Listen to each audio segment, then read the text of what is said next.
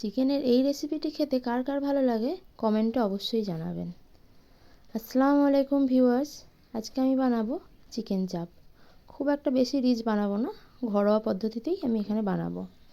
তো চলুন আগে রেসিপিটি শুরু করা যাক। তার জন্য আমি এখানে 1 কেজি পরিমাণ চিকেন খুব ভালোভাবে পরিষ্কার করে ধুয়ে নিয়েছি।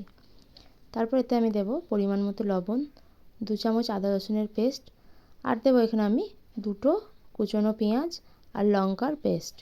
তারপর এখানে আমি দিয়ে দেবো পোস্ত আর কাজু বাদামের পেস্ট, 2 চামচ জিরে গুঁড়ো, 2 চামচ ধনে গুঁড়ো, আর দেবো 2 চামচ গরম মশলা গুঁড়ো।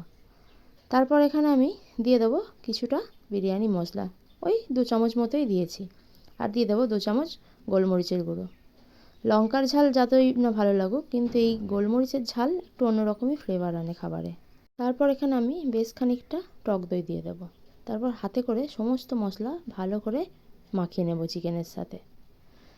তারপর এখানে একটা কড়াই নিয়ে নেব আর দিয়ে দেবো সর্ষের তেল, আর চিকেনগুলো একে একে তুলে তেলে দিয়ে দেব। চিকেনগুলো আমি এখানে 5 থেকে 10 মিনিট একটু হালকা ভেজে নেব, যাতে যতক্ষণ না চিকেনের কালারটা একটু চেঞ্জ হয়ে যাচ্ছে।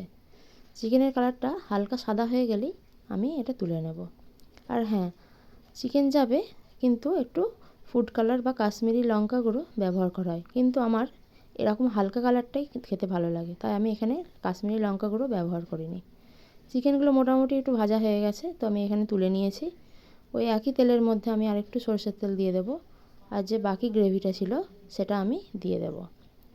তারপর এখানে আমি ফোড়নে দেব 2টো তেজপাতা আর 2টো গোটা শুকনো লঙ্কা।